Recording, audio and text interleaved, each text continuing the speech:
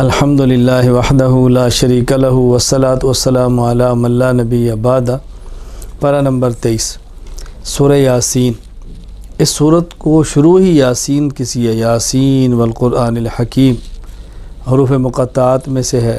مقطعاتن کی جمع ہے، مقطعاتن قطع سے ہے کاٹنا، کیونکہ یا کو الگ سین کو الگ، یاسین کاٹ کے پڑھا جاتا ہے، اس لیے انہیں حروف مقطعات کہتے ہیں۔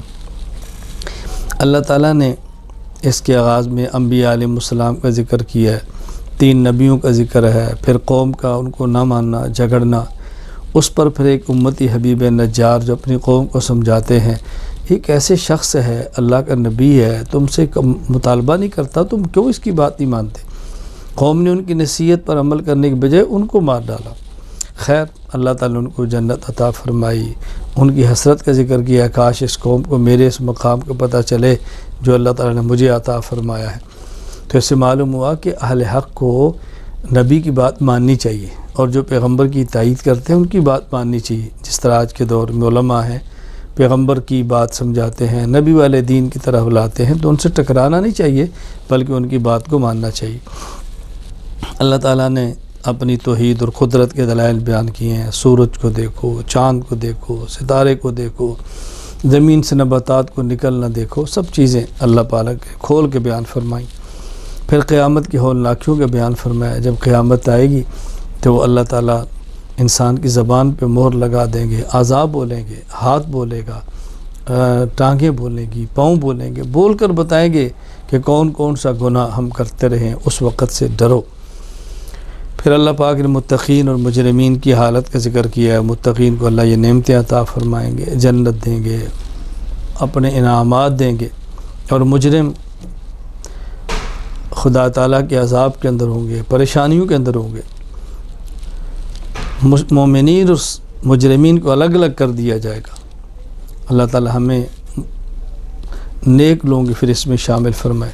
پھر سورت کے آخر میں ابی بن خلف کا قصہ بیان کیا، کو ظالم اللہ کے نبی سے بات کہتا تھا، ہم ہڈیاں ہو جائیں گے، یہ دیکھو من یحیی العظام وہی رمیم، ہڈیاں ہو گئی ہیں، بوسیدہ ہیں، کہ کون ان کو زندہ کرے گا؟ اللہ تعالیٰ نے فرمایا میرے پیغمبر ان کو سمجھاؤ، جس اللہ نے پہلے پیدا کیا وہی دوبارہ پیدا فرما دیں گے۔ اللہ کے لیے کیا مشکل ہے؟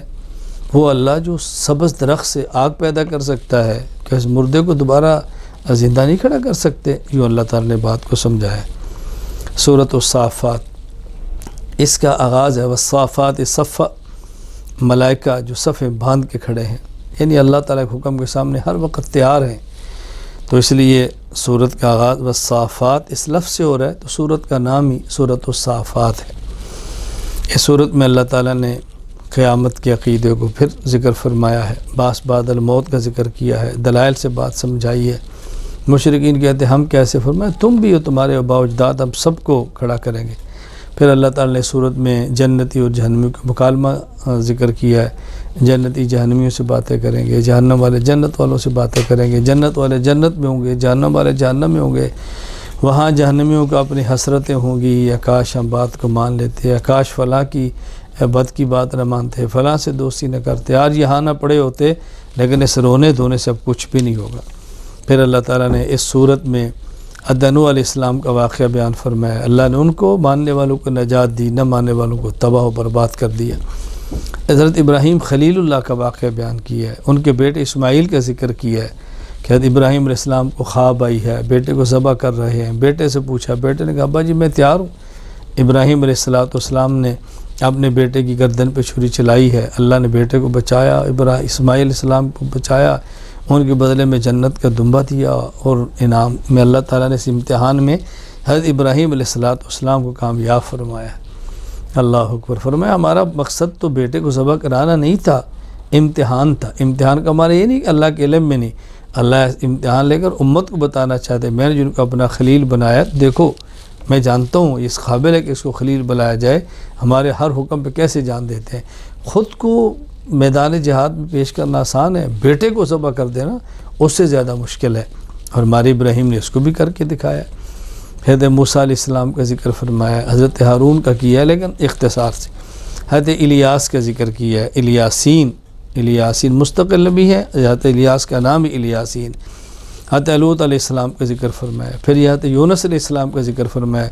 یونس علیہ السلام مچھلی کے پیٹ میں ہیں، تسبیح پڑی ہے، پھر مچھلی کے پیٹ سے نکلے ہیں اور کدو کی بیل کے نیچے ٹھہرے ہیں، اللہ نے وہاں انتظام فرمایا ان کے رہن سہن کا۔ حضرت یونس علیہ السلام یہ تسبیح نہ پڑھتے تو قیامت تک اس میں پڑے رہتے۔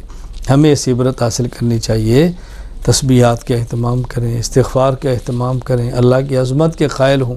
ہمیں یہ بات سمجھائی اللہ پاک نے نبیوں کے قصے اور واقعات کو بیان فرما۔ سورۃ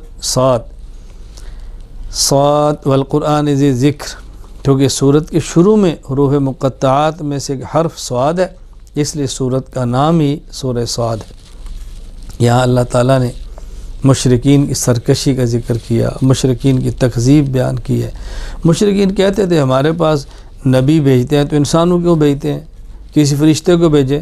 تم جب انسان ہو تو نبی انسان ہی آئے گا، انسان کی ضرورتیں انسان زیادہ سمجھتا ہے۔ تو اللہ تعالیٰ نبیوں کے واقعات بیان فرماتے ہیں اور مشرکین کی تردید فرما رہے ہیں۔ داؤد علیہ السلام کا ذکر کیا ہے، داؤد علیہ السلام کو اللہ نے خلافت دی ہے، نبوت کے منصب پر فائز ہے، ان پر بھی امتحان آئے لیکن امتحان میں کامیاب ہوئے۔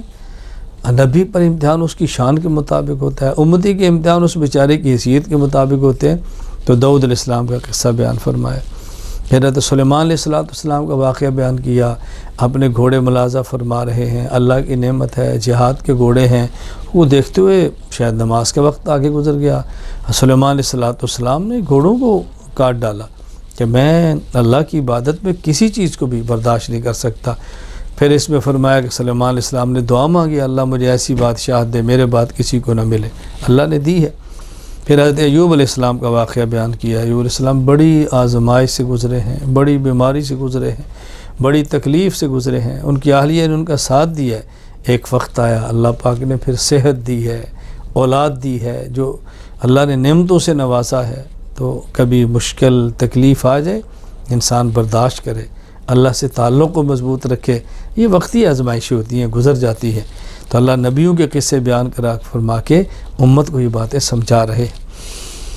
اللہ اکبر۔ پھر آگے بیان فرمایا کہ دیکھو پیغمبر کے ذمہ کام سمجھانا ہے، منوانا نہیں ہے۔ انما انا منذر، منوانا نہیں ہے، سمجھانا ہے۔ نبی کہہ رہے میں تم سے پیسے نہیں مانگتا، اجرت نہیں مانگتا، میں مشرکین سے کوئی چیزیں نہیں مانگتا۔ ہاں یا یہ مسئلہ یاد رکھیں، اہل علم متقی اور علماء اپنوں سے کوئی چیز لیں یہ الگ چیز ہے، اور غیر سے لیں الگ چیز ہے۔ پیغمبر کفار سے فرماتے تھے کہ میں تم سے کسی چیز کا مطالبہ نہیں کرتا۔ یہ میں نے اس لیے کہا کہ بعض لوگ اس کو بطور دلیل کے پیش کرتے ہیں کہ یہ دین پڑھانے والے کی اجرت لینا جائز نہیں، اس مسئلے کا اس آیت سے کوئی تعلق نہیں ہے۔ پیغمبر غیروں کو کہہ رہا ہے، اور آج بھی دین کا کام کرنے والے غیروں سے تو کبھی بھی نہیں کہتے کہ ہمیں کوئی چیز دے دو۔ اللہ تعالیٰ دین سمجھنے کی توفیق عطا فرمائے۔ سورۃ الزمر، اس کے آغاز میں اللہ تعالیٰ نے عقیدہ توحید کو بیان فرمایا ہے اور اس پر دلائل بیان فرمائے۔ موحد اور مشرک کی مثال اللہ نے سورت میں آخر میں بڑی وضاحت سے بیان فرمائی۔ اللہ اکبر۔ فرمایا مشرک اس غلام کی طرح ہے جس کے آقا کئی ہوں، اور مومن موحد اس غلام کی طرح جس کا مالک صرف ایک ہو۔ ایک مالک کو جا اور کئی مالک کو جا، تو مثال دے کر بات سمجھائی ہے کہ شرک سے بچو اور توحید کو اختیار کرو۔ اللہ تعالیٰ نے اس مثال کو بیان فرما کے یہاں پر پارے کا خاتمہ فرمایا ہے۔ اللہ تعالیٰ ہمیں شرک سے محفوظ رکھے اور توحید کی نعمت عطا فرمائے، باغیوں کی صفوں سے محفوظ رکھے اور اپنی اطاعت کرنے والوں میں شامل فرمائے۔ اللہ تعالیٰ تمام انبیاء پر ایمان لانے کی توفیق عطا فرمائے۔ وآخر دعوانا الحمد للہ رب العالمین۔